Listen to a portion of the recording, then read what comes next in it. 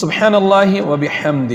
صحیح بخاری کی روایت کے مطابق جو شخص یہ کلمہ صبح و شام میں 100 مرتبہ کہے گا، اللہ جل جلالہ اس کے گناہ معاف فرما دیں گے، اگرچہ اس کے گناہ سمندر کے جھاگ کے برابر ہی کیوں نہ ہو۔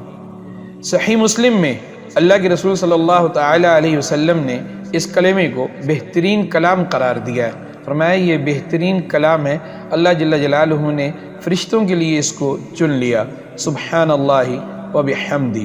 اور صحیح مسلم کی ہی ایک روایت کے مطابق جو شخص صبح و شام 100 مرتبہ سبحان اللہ و بحمدہ کا اہتمام کرتا ہے، یہ شخص دوسرے لوگوں سے، دوسرے افراد سے اعمال کے اعتبار سے بہتر قرار دیا گیا ہے۔